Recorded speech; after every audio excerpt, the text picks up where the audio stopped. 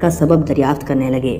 حضرت علی نے فرمایا حنظلہ اور ابو سفیان نے اسے رشوت دی تھی اور اس سے کہا کہ اگر تو علی کو قتل کر دے گا تو ہم تجھے آزاد کر دیں گے، اور ان کا غلام اس پر آمادہ ہو گیا۔ حنظلہ نے اس کو تلوار دی، وہ اندھیرے میں چھپ کر بیٹھ گیا تاکہ مجھے قتل کرے۔ جب میں اس کے قریب گیا تو وہ کھڑا ہو کر تلوار سے میرے سر پر وار کرنے لگا۔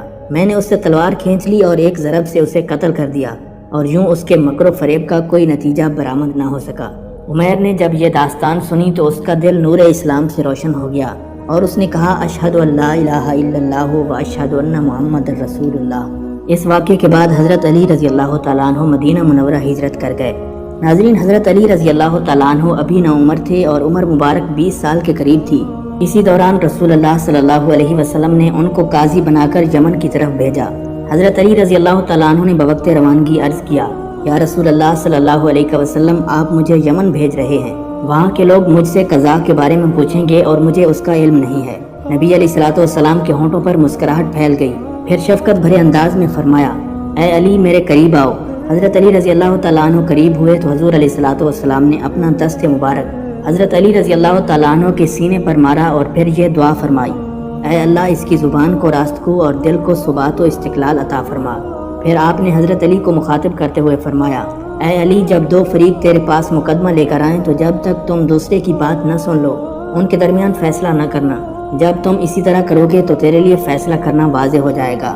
حضرت علی رضی اللہ تعالیٰ عنہ فرماتے ہیں، اس ذات کی قسم جس نے دانے کو پیدا کیا اور مخلوق کو پیدا کیا، اس کے بعد مجھے دو آدمیوں کے درمیان کبھی فیصلہ کرنے میں کوئی تردد نہیں ہوا۔ امام احمد بن حنبل رحمۃ اللہ علیہ نے مسند علی میں اپنی سند سے روایت بیان کی ہے جو حنش سے روایت کردہ ہے۔ وہ حضرت علی رضی اللہ تعالیٰ عنہ سے روایت کرتے ہیں کہ انہوں نے فرمایا، جب رسول خدا صلی اللہ علیہ وسلم نے مجھے یمن میں اپنا نمائندہ بنا کر بھیجا، وہاں مجھے ایسے لوگوں سے سابقہ پڑا جو آپس میں ایک عجیب قسم کے جھگڑے میں الجھے ہوئے تھے۔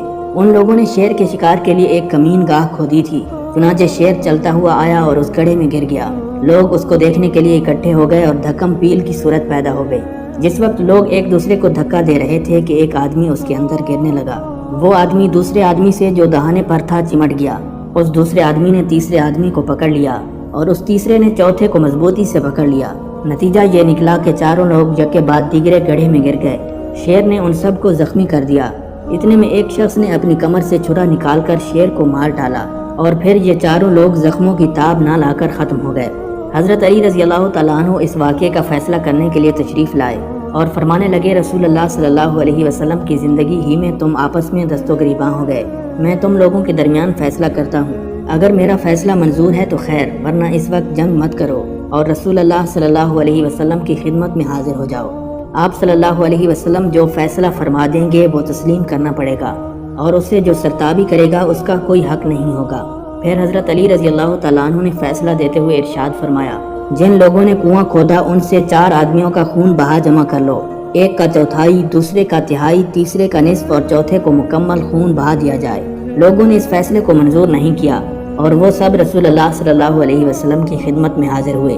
آپ صلی اللہ علیہ وسلم اس وقت مقام ابراہیم کے قریب تشریف فرما تھے۔ ان لوگوں نے ماجرا سنایا تو آپ نے فرمایا، میں تمہارا فیصلہ کر دیتا ہوں۔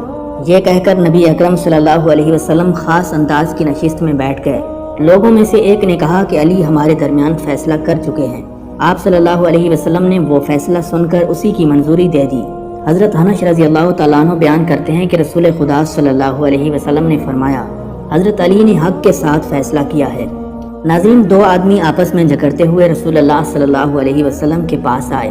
ان میں سے ایک نے کہا، یا رسول اللہ صلی اللہ علیہ وسلم، اس شخص کی گائے نے میرے گدھے کو مار ڈالا ہے۔